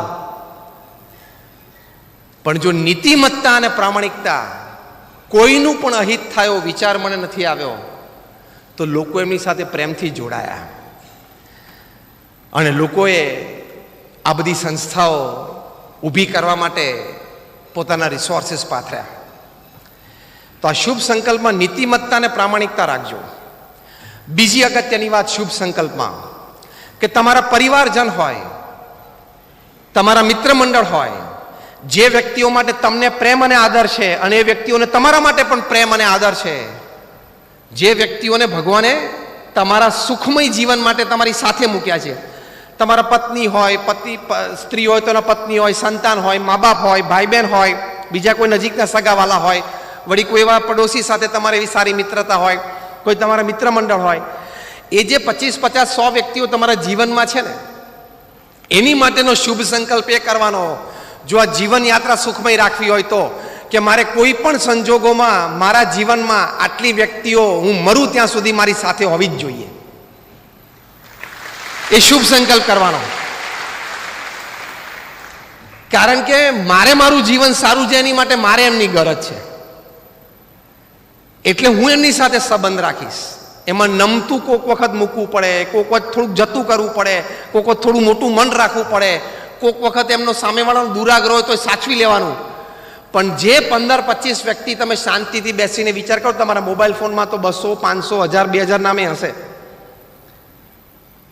ફેસબુક ઉપર તો એનાથી વધારે હશે. પણ યાદ રાખજો, હોસ્પિટલમાં દાખલ થશો એટલે FB વાળો એક ફ્રેન્ડ નહીં આવે. ફેસબુકનો કોઈ ફ્રેન્ડ હોસ્પિટલમાં ખબર કાઢવા આવતો નથી, ખબર છે ને? એ તો જે રિયલ રિલેશન હશે ને એ જ આવશે. એવા 15, 25 વ્યક્તિઓ સાથે મારે જીવનકાળ દરમિયાન સંબંધ રાખવો છે. એ શુભ સંકલ્પ, તો જીવન અને જીવન યાત્રા છે એ સુખમય જાય. એટલા માટે તમારા પરિવારની જે કંઈ તમારી આવક પ્રમાણે જરૂરિયાત હોય એ તમે પૂરી કરવાનો પ્રયત્ન કરો. તમારા સંતાનોને સારામાં સારું ભણતર આપજો, કારણ કે education is power, knowledge is power. એટલે સારામાં સારો અભ્યાસ કરાવજો અને સાથે સારામાં સારા સંસ્કાર આપજો. એટલે પરિવાર માટે વ્યવસ્થા, બાળકો માટે શિક્ષણ અને સંસ્કાર, આ તમે શુભ સંકલ્પ કરશો એટલે તમારો એ વિભાગ, પારિવારિક વિભાગ એટલે કે સામાજિક વિભાગ, સાંસારિક વિભાગ, એ પણ સુખમય જશે. એમાં તમે અભ્યાસ તો સારો કરાવો છો, વ્યવસ્થા પણ તમારી આવક પ્રમાણે તમે સારામાં સારી કરો છો, પણ વાત આવે છે સંસ્કારની. એ ખૂબ જરૂરી છે. જો સંસ્કાર નહીં હોય તો પ્રમુખ સ્વામી મહારાજ એક વાત કરતા કે જો તમે તમારા સંતાનોને સંસ્કાર નહીં આપો તો તમારે એક દિવસ તમારી સંપત્તિ અને સંતતિ બે ખોવાનો વારો આવશે. એટલે અમારી BAPS સંસ્થામાં અત્યારે દેશ પરદેશમાં 10,000થી વધારે બાળ મંડળો ચાલે છે, બાળ અને બાલિકા મંડળ બંને થઈને. અને તમને આશ્ચર્ય થશે કે અમે 1100 સંતોમાંથી લગભગ 70થી 80 સંતો ફૂલ ટાઈમ ચિલ્ડ્રન્સ એક્ટિવિટીઝ માટે પ્રમુખ સ્વામીએ મૂકેલા છે, ફૂલ ટાઈમ. એમાં ઘણા બધા સંતો હાર્વર્ડથી MBA થયેલા છે, ઓક્સફર્ડથી પણ MBA થયેલા છે, સ્ટેનફોર્ડ અને યેલમાં પણ ભણેલા છે. એવા સંતોને ચિલ્ડ્રન્સ એક્ટિવિટીઝ યુએસએમાં જ નહીં, ખાલી આફ્રિકામાં, ઓસ્ટ્રેલિયામાં, ઇન્ડિયામાં, બધી જગ્યાએ. કારણ કે એ પેઢીનું જતન કરવાનું છે. આપણા માનનીય મુખ્યમંત્રી શ્રી નરેન્દ્રભાઈનો જે સંકલ્પ છે કે 2025ની સાલમાં ભારતને $5 ટ્રિલિયન ઇકોનોમી બનાવવી, એની માટે અત્યારની આ યુવા પેઢી માટે તો જવાબદારી છે જ, પણ તમારા સંતાનોના ખભા ઉપર પણ બહુ મોટી જવાબદારી છે. અને વી હેવ ધ કેપેસિટી, આપણે કેપેસિટી છે, પણ એ સંસ્કાર હશે તો. શિક્ષણથી એકલાથી નહીં ચાલે. પ્રમુખ સ્વામી મહારાજ એક વાત કરતા હતા કે લક્ષણવાળું શિક્ષણ રક્ષણ કરે અને લક્ષણ વગરનું શિક્ષણ ભક્ષણ કરે. અને થાય જ છે. તમને આશ્ચર્ય થશે, 30,000થી વધારે વૈજ્ઞાનિકો અત્યારે પૃથ્વી ઉપર બોમ્બ બનાવે છે. એટલે તને વિજ્ઞાન ભણાવ્યું આની માટે? And some of them are graduates from some of the finest universities. તમે લોકો જે યુનિવર્સિટીઝમાંથી ભણ્યા છો ને એવી સારી યુનિવર્સિટીમાંથી આ બધા વૈજ્ઞાનિકો થયા છે. પોતાની લેબમાં 16, 8 કલાક weapons of mass destruction, WMDs અને બોમ્બ્સ બનાવે છે કે કેમ જલ્દી આપણે માનવ જાતને સાફ કરી શકીએ. એટલે બોમ્બ્સ અને મિસાઇલ્સ બનાવે છે, અભણ પ્રજા નથી. હા, બહુ જ ભણેલા છે બધા, પણ એને સંસ્કાર નથી. ખ્યાલ આવ્યો? શિક્ષણ છે પણ સંસ્કાર નથી. કે હું વિજ્ઞાન ભણ્યો તો મારે તો માણસ જાત કંઈક સુખી થાય ને એવું કંઈક સંશોધન કરવું જોઈએ. એ વિચાર એને નથી. એ વિચાર કેમ નથી? કે એને સંસ્કાર નથી. એટલે અમારા ત્યાં MS યુનિવર્સિટીમાં પ્રોફેસર મદન 1981માં અમારા ઉત્સવમાં આવેલા, ત્યારે અમારા ઉત્સવના મુખ્ય મંચ ઉપરથી 10,000 વ્યક્તિઓની હાજરીમાં બોલેલા કે many education institutes are producing educated monkeys, ભણેલા ગણેલા વાંદરા તૈયાર કરીએ છીએ અમે, કારણ કે સંસ્કાર જ નહીં. જો પરિવારમાં સંસ્કાર નહીં હોય ને તો સંપત્તિ અને સંતતિ બે ખોવાનો વારો આવશે. હા, હમણાં 4 દિવસ પહેલા તમે સમાચાર સાંભળ્યા હશે, એક 12 વર્ષનો છોકરો ઓનલાઈન ગેમિંગમાં 40,000 રૂપિયા હારી ગયો. સાંભળ્યું છે? સાંભળ્યું ને? અને ગળે ફાંસો કરીને લટકીને મરી ગયો. સંસ્કાર નહીં. અત્યારે મા બાપને એમ છે કે અમારા છોકરા ગેજેટ્સ વધારે સારી રીતે ઉપયોગ કરતા થાય, મોડર્ન તો જ કહેવાય, આઈફોન સારી રીતે ઓપરેટ કરે તો મોડર્ન કહેવાય. See, I am not against it. તમારા સંતાનોને જ્યારે જે ગેજેટની જરૂર હોય ચોક્કસ આપજો. એને ભણવા માટે ટેબ્લેટ કે આઈપેડ જોઈતું હોય, સ્કૂલમાંથી એની માટેનો આદેશ આવે તો ચોક્કસ લાવી આપજો. આ બધા ગેજેટ છે એ ખૂબ ઉપયોગી છે, પણ તમારે મા બાપ તરીકેને સંસ્કાર આપવા પડશે કે બેટા આની મર્યાદાઓ શું છે, આમાં શું વપરાય ને શું ન વપરાય. તમને આશ્ચર્ય થશે કે 1988 કે 90ની સાલમાં પ્રમુખ સ્વામી મહારાજ અમેરિકા પધારેલા, ત્યારે ન્યુયોર્ક એરપોર્ટ ઉપર એક પત્રકારે પ્રમુખ સ્વામી મહારાજને પૂછેલું કે આ મોડર્ન ટેકનોલોજી અને ઇન્ટરનેટ છે એ આશીર્વાદ છે કે શ્રાપ છે. પ્રમુખ સ્વામી મહારાજે પોતાના વિશાળ અનુભવ પરથી, કારણ કે દુનિયાના 60 દેશોમાં 18,000 ગામડાના શહેરોમાં જાતે ગયેલા છે, 4 મિલિયન 40 લાખ લોકોને વ્યક્તિગત મળેલા છે, અમારા જેવા 1100 સંતોને દીક્ષા આપી, 55,000નો અમારો વોલેન્ટિયર ફોર્સ, અને મેં કહ્યું એમ 1300 સંસ્થા ઊભી કરી. લોકો એમને પત્ર લખતા હતા, એવા 7.5 લાખ પત્રોના જાતે જવાબ આપ્યા છે. એટલે 45 વર્ષ સુધી રોજના 70 પત્રો એ વાંચતા અને જવાબ આપતા, 90 વર્ષની ઉંમર સુધી. અત્યારે અમારા ગુરુહરિ મહંત સ્વામી મહારાજ છે, 88 વર્ષની ઉંમરે રોજના 150 પત્રોના ઉત્તર આપે છે, 150. તો આટલું મોટું તંત્ર ચાલે. 3.5 લાખ ઘર, ઓફિસ, ફેક્ટરીમાં અમે પધરામણી કરી છે. એ પ્રમુખ સ્વામી મહારાજે આ પત્રકારને આ પ્રશ્નના ઉત્તરમાં જવાબ આપ્યો કે ટેકનોલોજી અને ઇન્ટરનેટ વિવેકથી વાપરે તો આશીર્વાદ છે, વિવેક ચૂકી જાય તો શ્રાપ છે. જે હકીકત છે. જો આ બાળકની વાત થઈ હમણાં, વિવેક ચૂકી ગયો તો શ્રાપ. એટલે પરિવારને ખાસ સંસ્કાર આપજો. તમારા બાળકના હાથમાં તમે મોબાઈલ ફોન આપો ત્યારે પતિ પત્ની એટલે મા બાપ બંને સાથે બેસીને એને બધું વિવેક સમજાવજો. દર 3 દિવસે 5 મિનિટનો ક્લાસ લેજો.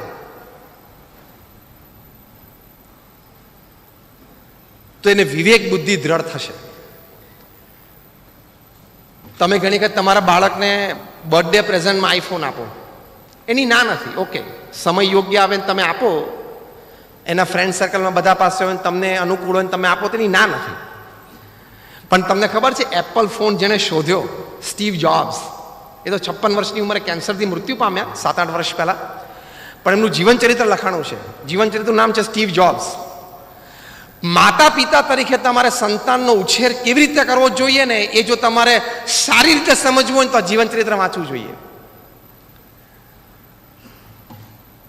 નિક બિલ્ટન નામના એમના ખાસ મિત્ર, એમણે પ્રસંગ લખ્યો છે આ પુસ્તકમાં કે એક દિવસ સ્ટીવ જોબ્સ એના પરિવારે અમને એમના ઘરે રાત્રિ ભોજન માટે બોલાવ્યા, તમે આવો.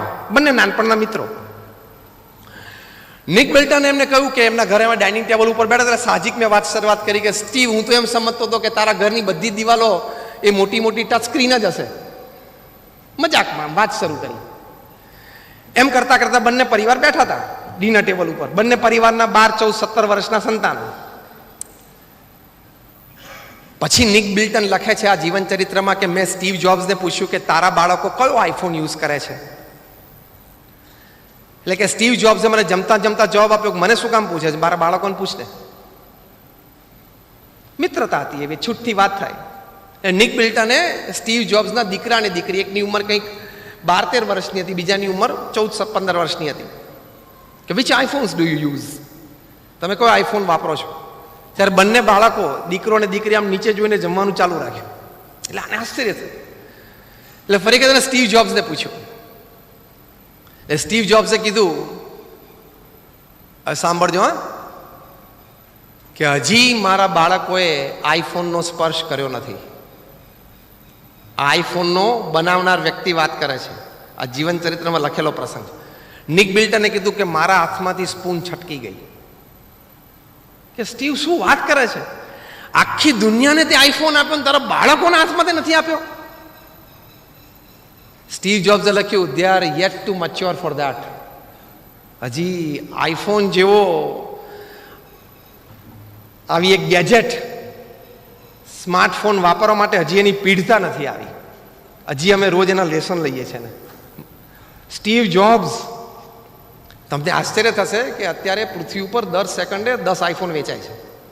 અને પૃથ્વી ઉપર જેટલા આઈફોન જેનો ઢગલો ભેગો કરો એટલે પેરિસના આઈફિલ ટાવર કરતાં ઊંચો થઈ જાય. અને 5 વર્ષ પહેલા કંપનીનું રેવન્યુ હતું $1400 અબજ. ખબર પડી હું શું આંકડો બોલ્યો? $1400 બિલિયન, જે દુનિયાના 90% દેશોના જીડીપી કરતા વધારે છે. હવે ખબર પડી? દુનિયાના 90% દેશોની જીડીપી કરતા એપલનું રેવન્યુ વધારે છે. એનો માલિક કે મારા સંતાનોના હાથમાં હજી મેં આઈફોન નથી આપ્યો. કેમ? તો કે હજી હું એને એની મર્યાદાઓ, આનો વિવેક હું એને શીખવાડું છું. તો જો પ્રમુખ સ્વામી મહારાજે વાત કરી છે સાચી છે, આવા મોટા પુરુષોના મનમાં પણ આ વિચાર છે. એટલે સંસ્કાર ખાસ આપજો. આ તો મેં ખાલી ફોનની વાત કરી, પણ દરેક રીતે હાર્વર્ડ યુનિવર્સિટીએ કીધું કે બાળકો પહેલી ગાળ બોલતા એના મા બાપ પાસેથી શીખે છે, અને એમાં એની માતા પાસેથી શીખે છે. કારણ કે આમ નાના બાળકને મારે ને તો વાલથી બોલે, જુઠ્ઠો થઈ ગયો છું, સાલો ને જુઠ્ઠો ને. તો એકવાર એક 4 વર્ષના બાળક ઘરમાં હતો, એના પપ્પા સાંજે આવે 8 વાગે ઓફિસથી, તો કે જુઠ્ઠો આવ્યો. એના ફાધરને આશ્ચર્ય થયું કે હા મને કહે છે જુઠ્ઠો આવ્યો એમ. પછી તપાસ કરી ખબર પડી કે એની માં છે આમ વાલથી કે એવું કે આમ એ જુઠ્ઠું, નાના બાળકને 4 વર્ષના તો શું જુઠ્ઠું બોલવું કે ના બોલવું ખબર હોય, પણ આમ વાલથી ઘણી કે જુઠ્ઠો થઈ ગયો છું, જુઠ્ઠો થઈ ગયો છું એમ બોલે. એમાંથી એ વર્ડ એને ઘૂસી ગયો. તેને તો વિવેક છે નહીં 4 વર્ષના બાળકને, એના બાપને કહી દીધું જુઠ્ઠો આવ્યો. એટલે આ સંસ્કાર તમારે આપવા પડે. તમને ખબર છે કદાચ ભારતને 2 સચિન તેંડુલકર મળવાના હતા, પણ એક જ મળ્યા. એનું કારણ બીજા પરિવારમાં સંસ્કારનો અભાવ. હું તમને એની વાત કરું.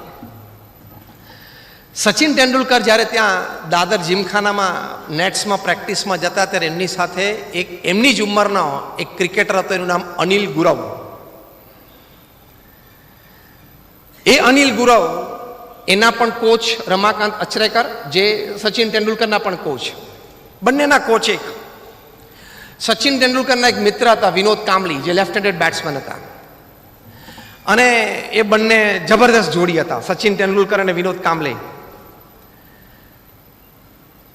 રમાકાંત અચરેકર કોચ તરીકે સચિન તેંડુલકરને અને વિનોદ કાંબલીને કહેતા કે અનિલ ગુરવનો જે સ્ટ્રોક પ્લે છે ને એવો તમારે શીખવો પડશે.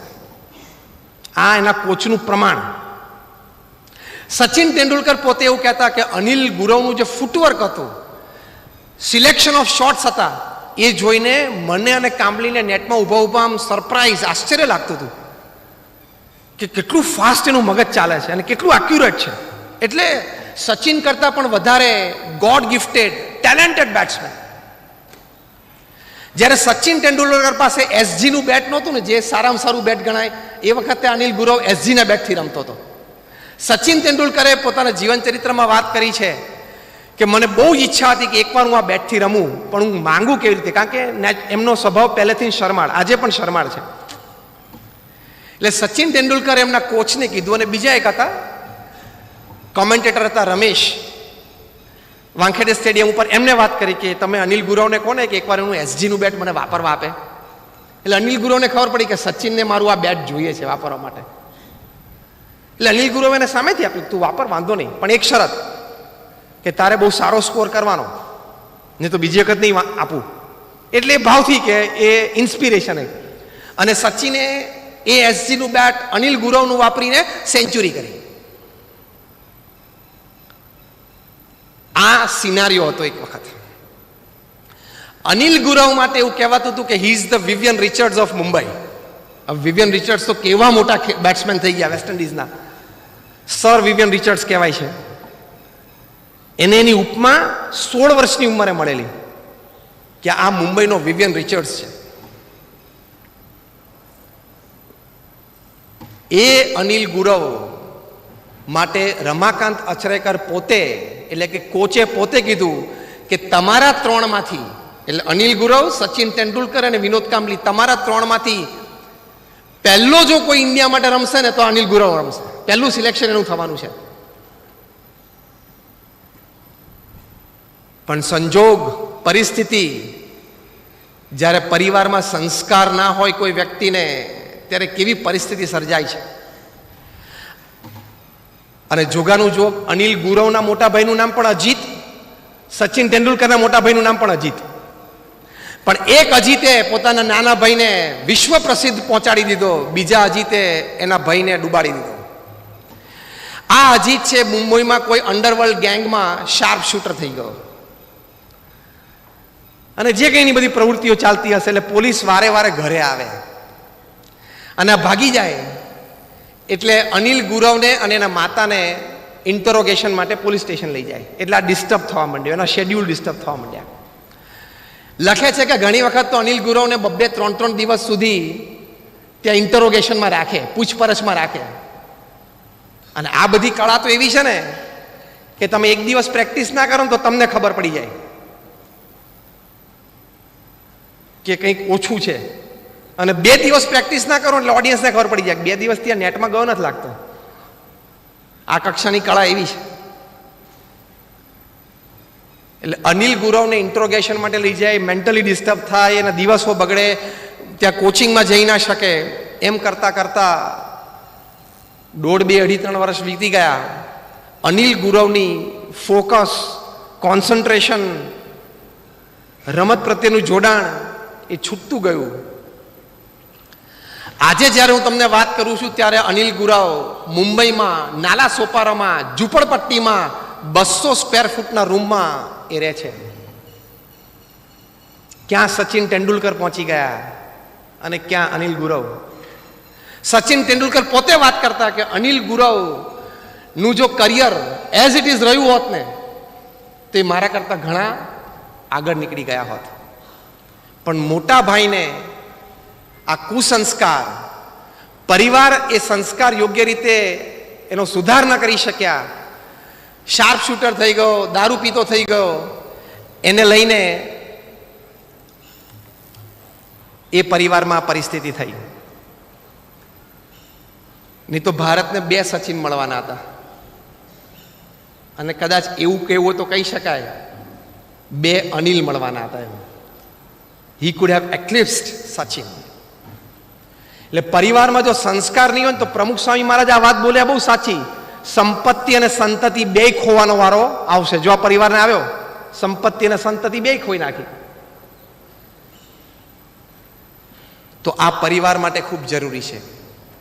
ત્રીજી વાત, કંઈક નાની મોટી સમાજ સેવાનો પણ શુભ સંકલ્પ કરજો, તમને આનંદ આવશે. અમેરિકાના એક રિસર્ચ પ્રમાણે તમે અઠવાડિયે 2 કલાક પણ નિસ્વાર્થ ભાવે કોઈ સમાજ સેવા કરો, જે પણ તમને ગમે, કોઈને અનાથ આશ્રમ, કોઈને બાલાશ્રમ, કોઈને કોઈ શિક્ષણની પ્રવૃત્તિ, કોઈને કોઈ મેડિકલ પ્રવૃત્તિ, જે પણ તમને ગમે, પણ ત્યાં અઠવાડિયે 2 કલાક આપજો. ત્યાં તો રિસર્ચમાં એવી ખબર પડી કે તમને કદાચ કોઈ સમાજ સેવાની પ્રવૃત્તિ ના મળે ને તો બાજુમાં કોઈ હોસ્પિટલ હોય ને ત્યાં જઈને કચરો વાળી આવજો 1 કલાક. એના શારીરિક લાભ છે, માનસિક લાભ છે અને આંતરિક લાભ છે. સ્ટ્રેસ, તણાવ ઓછો થાય છે, થાક ઓછો થાય છે, કુવિચારો ઓછા આવે છે, સદવિચાર, સદપ્રવૃત્તિ, સદભાવના એ વધે છે. આ બધું સાયન્ટિફિકલી પ્રૂવ છે. હું ખાલી શ્રદ્ધાથી વાત તમને કરું છું એવું નથી. I am also man of science. એટલે હું તમને વિજ્ઞાન અને લોજિકથી પણ વાત કરીશ, અને મેન ઓફ સાયન્સની સાથે મેન ઓફ સ્પિરિચ્યુઆલિટી પણ છું. એટલે શ્રદ્ધા અને વિશ્વાસથી પણ વાત કરીશ. I put a combination of logic, science, faith. તો પ્રૂવ થયેલું છે કે તમને સમાજ સેવાથી આનંદ છે. અને સમાજ સેવકો હોય એના ચહેરા ઉપર તમે આનંદ. આજે સવારે જ એક બહુ રાષ્ટ્રીય કક્ષાના રાષ્ટ્રીય દરજ્જાના એક સમાજ સેવક એ ત્યાં બરોડામાં અમારા મંદિરે આવેલા. પછી અમે બેઠા ને લગભગ 20-25 મિનિટ અમારે સાહજિક બધી વાર્તાલાપ થયો. બહુ જ મોટી સંસ્થા, પણ હું તમને હૃદયપૂર્વક કહું કે એના ચહેરા ઉપર જે સાત્વિકતા હતી, એમના ચહેરા ઉપર જે આનંદ હતો, એ વેસ્ટ વોટર મેનેજમેન્ટમાં પીએચડી થયેલા છે, મોટી કંપનીના માલિક, પણ એ બધું એમના નાના ભાઈને આપી દીધું કે મેં 50 વર્ષ ઘણું કર્યું, હવે છોકરા કરશે, નાનો ભાઈ કરશે, એમ કરીને સોંપી દીધું. ફૂલ ટાઈમ સમાજ સેવા. પણ I tell you from my heart, મારા હૃદયથી હું તમને કહું અત્યારે કે મારી હૃદયની વખતે કબૂલાત હતી કે એમના ચહેરા ઉપર જે આનંદ હતો, જે સાત્વિકતા હતી, યુ ફીલ કે ધીસ ઇઝ લાઈફ, આ જીવન છે. તો એવો એક શુભ સંકલ્પ કરજો કે કંઈક નાની મોટી સમાજ સેવા કરવી છે, તો એનાથી પણ તમને જીવનમાં ખૂબ આનંદ આવશે. અને છેલ્લી વાત, હવે આપણે 10 મિનિટમાં પૂરું કરીએ. ભગવાન પ્રત્યેની શ્રદ્ધા, ભગવાન પ્રત્યેની ભક્તિ, એ પણ જીવનમાં દ્રઢ કરવાની. આમાં પણ વૈજ્ઞાનિક દ્રષ્ટિકોણથી ઘણી બધી વાત સંશોધનમાં આવી છે. આપણા મહાન સત્શાસ્ત્રોને ઋષિમુનિઓ તો આપણને અનુભવથી વાત કરી છે. યુનિવર્સિટી ઓફ કોલંબિયામાં રિસર્ચ થઈ કે જે પરિવારમાં ધર્મ પ્રત્યેની શ્રદ્ધા છે, પરિવારજનોને કંઈક ભગવાન પ્રત્યેની ભક્તિ છે. આપણે અહીંયા કેમ્પસની વચ્ચોવચ્ચ ભગવાન શ્રી કૃષ્ણની મૂર્તિ પધરાવી છે, અને રોજ સવારે આપણે બધા પ્રાર્થના કરીએ છીએ. અમારા ડૉક્ટર સ્વામીને આ વાતની ખબર જ છે, અને આ વાતની તો એમને જોરશોરથી ઘણી જગ્યાએ વાત કરેલી છે. તો that element of faith, that element of devotion એક મનુષ્ય તરીકે આપણામાં હોવું જોઈએ. નહીં તો મનુષ્ય અને પશુમાં કોઈ ફરક નથી. પશુ પણ સવારે ઉઠીને ખાઈ પીવે છે, હરે ફરે છે, બચ્ચા પેદા કરે છે, બચ્ચા મોટા કરે છે. તમે તમારા છોકરાઓને ભણાવો છો, અને સિંહણ પણ જંગલમાં એના બચ્ચાને હન્ટિંગ શીખવાડે છે. એ પણ એટલું જ કપરું કામ છે, સહેલું નથી. એટલે બધું પશુઓ પણ કરે છે. પશુમાં અને માણસમાં ફેર શું? ધર્મ અને ભક્તિ એ પશુ અને માણસમાં ફેર છે. પ્રમુખ સ્વામી મહારાજ આ વાત કરતા કે ધર્મ અને ભક્તિ જો મનુષ્યના હૃદયમાં ના હોય તો એ પશુ જેવો જ છે. કારણ કે પછી તમે ખાઓ પીવો, હરો ફરો, આનંદ કરો, મોજ મજાક કરો, પરિવાર ચલાવો, બચ્ચા મોટા કરો, અને પછી ટાઈમ આવે એટલે આગ બંધ થઈ જાય, કાર્યક્રમ પૂરો.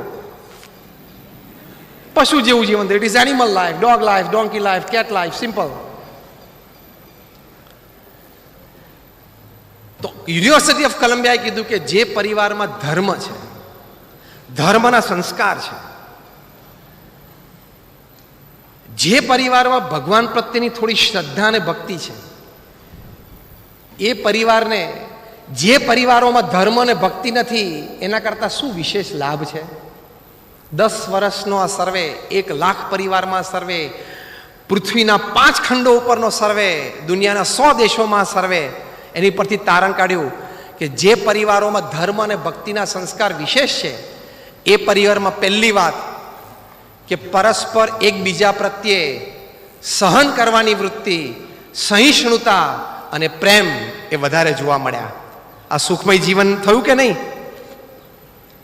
કારણ કે હાર્વર્ડ યુનિવર્સિટીએ સ્ટડી કર્યો કે પૃથ્વી પર સૌથી મોટો આનંદ કયો? તો પારિવારિક જીવનનો આનંદ.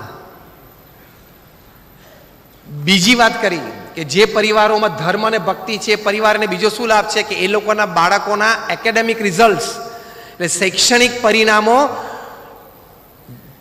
જે પરિવારમાં ધર્મ અને ભક્તિ નથી એના બાળકો કરતા સારા દેખાણા. ત્રીજું કીધું કે ધર્મ અને ભક્તિ જેના પરિવારમાં હોય એ પરિવારોના બાળકોમાં સ્કૂલની ફરિયાદો ઓછી આવે છે. ચોથી વાત કરી ધ ઓવરઓલ હેલ્થ, એ કે જે પરિવારોમાં ધર્મ અને ભક્તિના સંસ્કાર છે એ પરિવારજનોની ઓવરઓલ એનું સ્વાસ્થ્ય એ ધર્મ અને ભક્તિ નથી એવા પરિવારોના સ્વાસ્થ્ય કરતાં ઘણું સારું જણાણું. તો આ બધું સુખમય જીવન માટે નથી આવતું?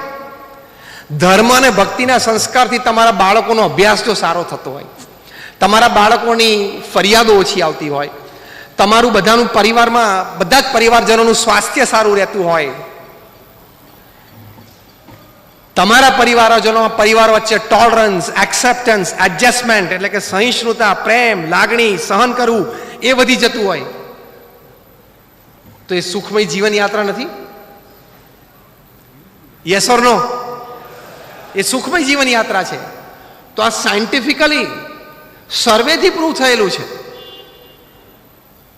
પણ આપણે ઘણી વખત કેવું છે કે અમે સંતો કહીએ તમને ઓછું મનાય, પણ એની એ જ વાત પાછી પશ્ચિમમાંથી રિસર્ચ થઈને આવે ને તો કે હવે બરોબર. આપણે કહીએ ને કે યોગ કરો તો યોગ ના કરે, પણ એ યોગ અમેરિકા જાય, યોગ વાયોજી યોગની પાછળ બિગ ઇન્ફ્લેટેડ અમેરિકન એ લાગે યોગા, અને પાછું આવે ને એટલે કે હવે કરું. આપણી માનસિકતા એવી છે. પણ આ હકીકત છે. એક છેલ્લો પ્રસંગ કહીને પૂરું કરું. જો આ ભગવાન પ્રત્યેની શ્રદ્ધા અને ભક્તિ તમને પ્રેક્ટિકલી શું લાભ આપે છે? Let us talk practical. આપણે થિયરીની વાતો નથી કરવી. રોજિંદા જીવનમાં મિનિટ ટુ મિનિટ તમને શું લાભ થાય છે? તો સૌથી મોટો લાભ એ છે કે કપરી પરિસ્થિતિ, પ્રતિકૂળ સંજોગોમાં તમને આ વાત સ્થિરતા આપશે, બે બાકડા થતા બચાવશે, સ્ટ્રેસ લેવલ તમારો ઓછો કરશે અને તમને આપઘાતમાંથી પણ બચાવશે. બહુ મોટા સાયકેટ્રિસ્ટ હતા કાર્લ યંગ, એમણે લખ્યું છે કે મેં 60 વર્ષ સુધી સાયકેટ્રિસ્ટની પ્રેક્ટિસ કરી. એટલે સાયકેટ્રિસ્ટ એટલે ગાંડા, સાયકેટ્રિક ગાંડાની ટ્રીટમેન્ટ કરીએ. કેટલા વર્ષ? 60 વર્ષ આંતરરાષ્ટ્રીય કક્ષાએ. અને સાયકેટ્રી વિભાગના પિતામહ કહેવાય કાર્લ યંગ. એમણે કહ્યું કે મેં 60 વર્ષ સુધી ગાંડાઓની ટ્રીટમેન્ટ કરી છે એને સાજા કરવા માટે. હવે વાક્ય સાંભળજો.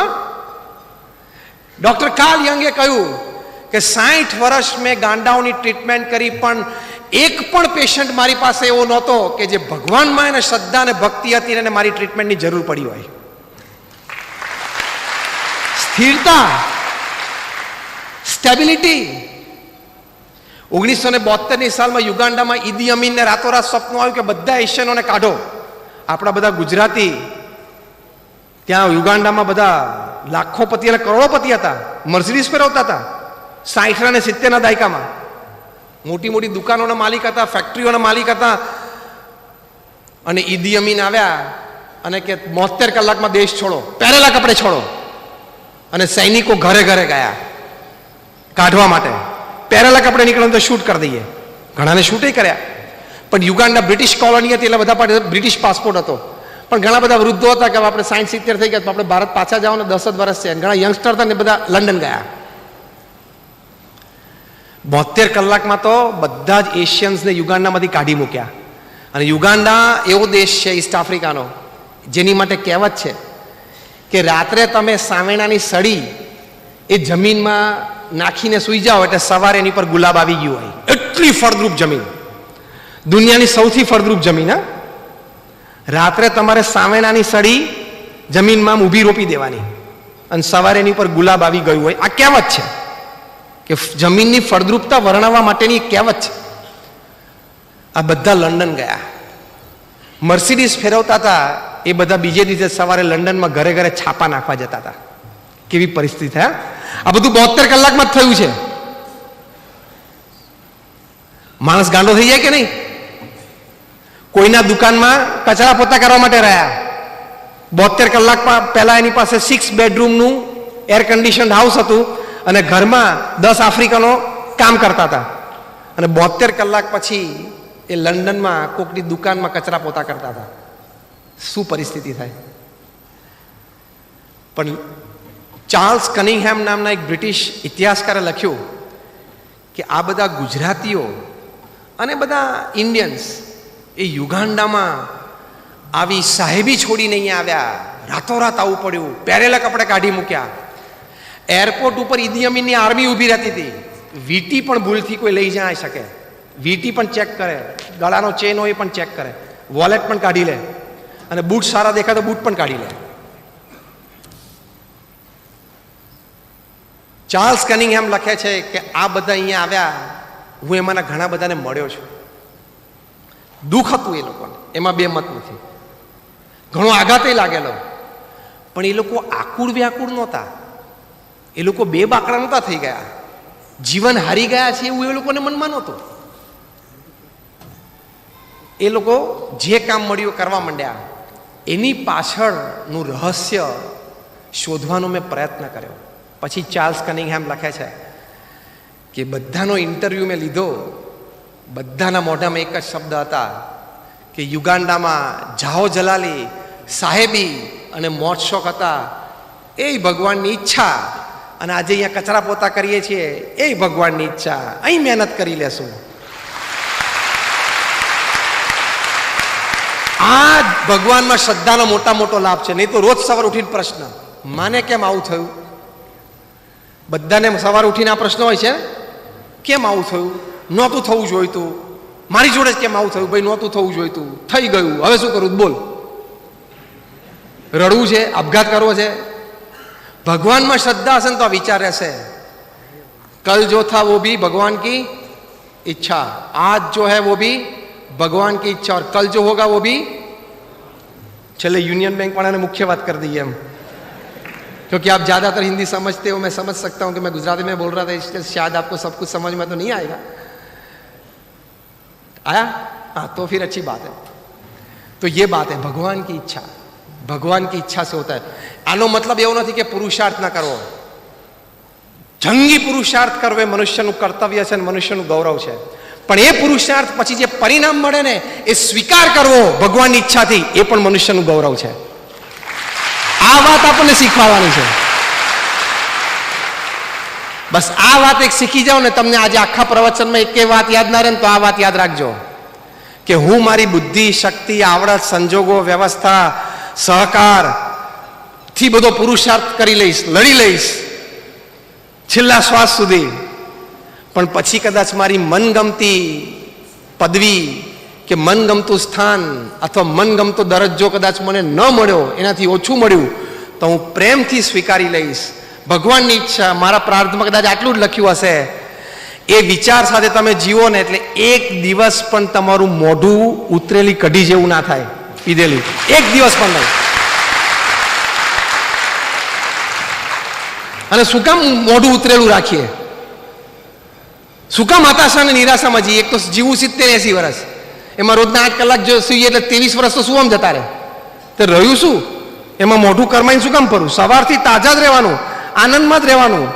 મળ્યું બહુ સારું, ના મળ્યું વધારે સારું. કેમ? મળ્યું એ મારી ઈચ્છા, ના મળ્યું ભગવાનની ઈચ્છા, કંઈક બીજું હશે. આ વિચારથી જીવન અને જીવન યાત્રા સુખમય રહે. તો આપ સર્વે માટે અમે પ્રાર્થના કરીએ છીએ. ફરી વખત સૌજીભાઈનો ખૂબ ખૂબ આભાર કે એમના આયોજનથી આપણે આજે મળી શક્યા. એમની માટે, એમના બધા પરિવારજનો માટે અમે ખૂબ પ્રાર્થના કરીએ છીએ કે એમની ખૂબ પ્રગતિ થાય અને વહેલાસર વરાછાથી પાછું બધું અહીંયા તંત્ર ગોઠવાય. મને પાછળ દેખાડ્યું બધું ગોઠવાય જેવું, એ બધું વહેલું ગોઠવાઈ જાય અને જેટલો અત્યારે વર્કફોર્સ છે એનો ડબલ વર્કફોર્સ ઊભો થાય એવી આજના દિવસે પ્રાર્થના કરીએ છીએ. આપ સર્વેના પરિવારજનોને પણ ખૂબ સંસ્કાર પ્રાપ્ત થાય, ભગવાન પ્રત્યેની શ્રદ્ધા પ્રાપ્ત થાય, તમારા સંતાનો પણ ખૂબ સારું ભણે અને આપણે જે $5 ટ્રિલિયન ઇકોનોમી બનાવવી છે એ આપણે આપણી આંખે સારી રીતે જોવી છે. ભારતને એક વિકસિત દેશ અને બીજો શબ્દ પણ મહાસત્તા એ આપણે બનાવવો જ છે. જય સ્વામિનારાયણ, જય શ્રી કૃષ્ણ. ખૂબ ખૂબ આભાર. બધાને વિનંતી પોતાની જગ્યા પર ઊભા થઈને જોરદાર તાળીઓથી સ્વામીજીનો આભાર વ્યક્ત કરે. અમારા હરિકૃષ્ણ પરિવાર સ્વામી આપનો આભાર વ્યક્ત કરી રહ્યો છે. આ તબક્કે આજના આ કાર્યક્રમની આભાર વિધિ પણ કરવી છે. હું આદરણીય શ્રી પિન્ટુભાઈને વિનંતી કરીશ કાર્યક્રમની આભાર વિધિ કરે. બધાને વિનંતી પોતપોતાની જગ્યા પર પોતાનું સ્થાન લઈ લે. આપણે રાષ્ટ્રગીત ગાઈને આપણા તમામ મહેમાનો અહીંથી વિદાય લે, પછી આપણે વિદાય લેવાની છે. તો હું વિનંતી કરીશ પિન્ટુભાઈને આપણે જોરદાર તાળીઓથી વધાવીએ. પોતપોતાની જગ્યા પર બધા બેસી જાય.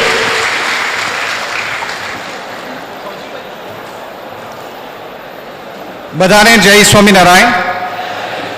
હરિકૃષ્ણ ગ્રુપ આયોજિત આજના જીવન અને જીવન યાત્રા સુખમય કેવી રીતના રહે એનું માર્ગદર્શન આપવા માટે વાત્સલ્યથી આપણને જ્ઞાન પીરશું એવા પૂજ્ય જ્ઞાન વત્સલ સ્વામીનું હું હૃદયથી હરિકૃષ્ણ પરિવાર વતી ખૂબ ખૂબ આભાર વ્યક્ત કરું છું.